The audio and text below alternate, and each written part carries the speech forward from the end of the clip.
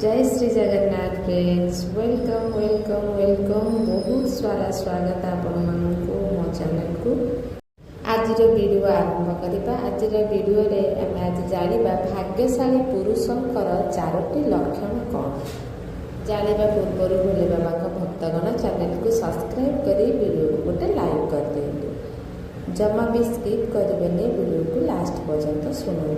आसतु video आरंभ करवा। भाग्यशाली पुरुषंकर यही चारोटी लक्षण कौन आसतु शुणा। बंधुगण आमर हिंदू धर्म रे जो भली महिला को घर लक्ष्मी कहुए ठीक से पुरुष को पालन करती भगवान श्रीहरि स्वरूप कहुए। एमिति रे माता लक्ष्मी मध्य भगवान विष्णु बिना असंपूर्ण अटंती। नारी को गोटे पटे अन्नपूर्णा कहुए। पुरुष को से ही अन्न प्राप्तिर स्वता कहुए। नारी घर संसार बसई थाए तो पुरुष से घरर भरण पोषण करिथाए। एमिति रे समुद्र शास्त्र रे केवल स्त्री मानकर नुहे पुरुष मानकर मध्य विशेष गुरुत्वपूर्ण लक्षण विषय रे वर्णना करा जायछि। जहा सूचाई थाए सही पुरुष माने भाग्यशाली अटंती। जहा द्वारा आमे जानी पारिबा एमिति केउ पुरुष अछंती जहार भाग्य सर्वदा उज्जवल रही थाए एवं से माने सर्वदा जीवन रे सफलता प्राप्त करिथांती। एमिति कि भविष्य पुराण रे स्वयं भगवान ब्रह्मा एमानकर उल्लेख करिछंती। पुरुषंकर गत एवं आचरण को अनुमान करा जाई पारिबो सर्व शेषरे तांकर भाग्य तांकर केते साथ देबो। तेबे चलतु जानिबा पुरुषंकर एही लक्षण विषय जहा द्वारा एहा जना पड़ी थाए से माने भाग्यशाली ना अणभाग्यशाली। एहा जानिबा पूर्वरु जदि आपण माने एते पर्यंत आम चैनल को सब्सक्राइब करि नाहंती तेबे डेरी न करी सब्सक्राइब करि दियंतु। जहा द्वारा आपण एपरि आध्यात्मिक वीडियो देखि पारिबे। ताहा सहित गोटिए छोटिया लाइक करिबा को जेपरि न भूलंती। आसंतु जानिबा भाग्यशाली पुरुषंकर लक्षण विषय। नंबर 1 चौड़ा मथा। समुद्र शास्त्र अनुसार जो पुरुषंकर मथा चौड़ा अर्थात जहार मथा उपरे चारि आंगुठी अति सहजरे समान हो पारुथिबो तेबे सेही व्यक्तिर भाग्य प्रबल मना जाइथाए। एमिति व्यक्तिंक भाग्य सर्वदा तांकर साथ देइथाए आ नुआ कार्य मध्य तांकु जल्दी सफलता मिलिथाए। जदि मथा चौड़ा होइथिबो एवं सेथिरे जेउ प्रकार चिन्ह थिबो जेपरिकी पोड़ी जाइथिबा कटि जाइथिबा तेबे एमिति पुरुषंकु सफलता पाई बहुत सारा कठिनता सामना करबाकू पड़िथाए किंतु सर्वशेष रे तांकु सफलता मिली ही जाइथाए। नंबर 2 छाती उपरे अधिक चुटी। जो पुरुषंक छाती उपरे खूब सारा चुटी थिबो ताकू जीवन रे अधिक धन एवं सुख प्राप्ति होइथाए। एमिति व्यक्ति स्वभाव रे काफी संतुष्ट हेबा सहित भरोसाशाली मध्य होइथांती। किंतु जो पुरुषंकर शरीररू बहुत अधिक झाड़ बोही थाए अर्थात शरीररू अधिक दुर्गंध आसी थाए तो एमिति पुरुष जीवन में बहुत सारा कठिनतार सामना करिथाए।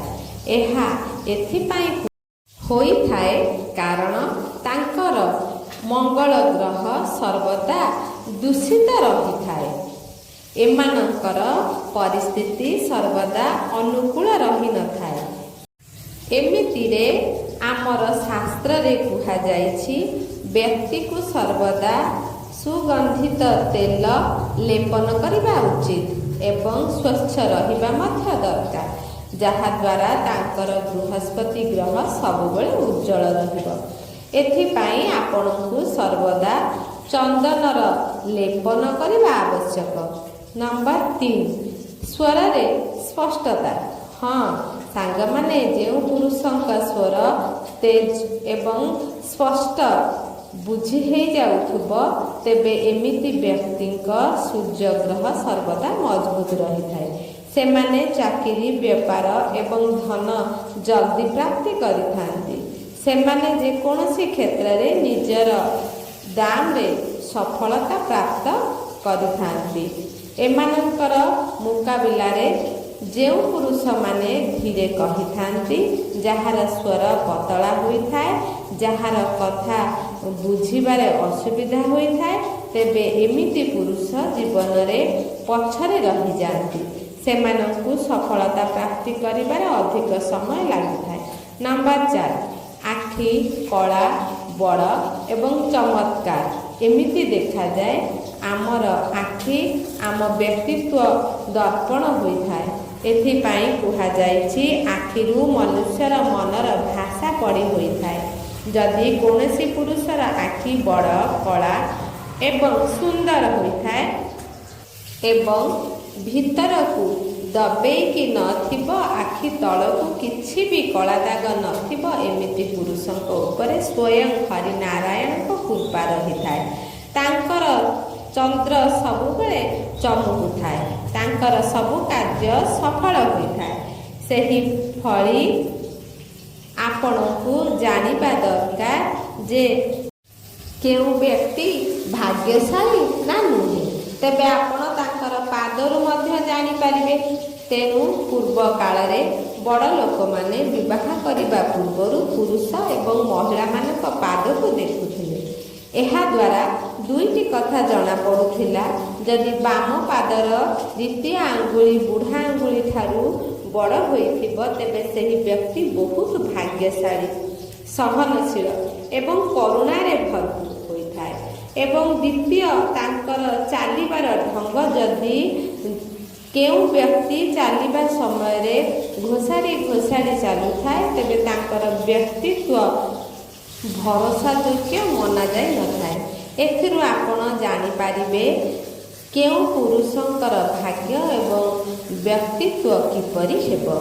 ଏହାଦ୍ୱାରା ବ୍ୟକ୍ତିର ସ୍ୱଭାବରୁ ମଧ୍ୟ ତାଙ୍କ ବିଷୟରେ ଜଣାପଡ଼ିଥାଏ।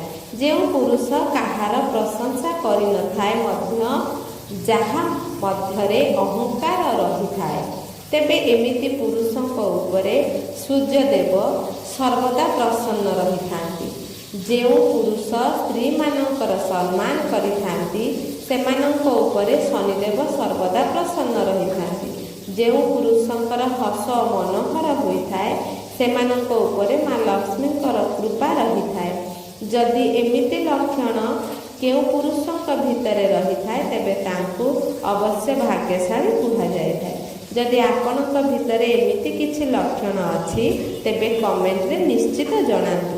ଭିଡ଼ିଓ ଭଲ ଲାଗିଲେ ଲାଇକ୍ ନିହାତି କରନ୍ତୁ ଏବଂ ସାଙ୍ଗମାନଙ୍କୁ ଓ ବନ୍ଧୁବାନ୍ଧବମାନଙ୍କ ପାଖକୁ ସେୟାର କରନ୍ତୁ ଏବଂ ବେଲ୍ ଆଇକନ୍କୁ ପ୍ରେସ୍ କରନ୍ତୁ, ଯେପରି ଆଗାମୀ ଦିନମାନଙ୍କର ଆସୁଥିବା ସୁନ୍ଦର ସୁନ୍ଦର କାହାଣୀ ଗୁଡ଼ିକ ଆପଣଙ୍କ ପାଖରେ ସର୍ବପ୍ରଥମେ ପହଞ୍ଚି ପାରିବ।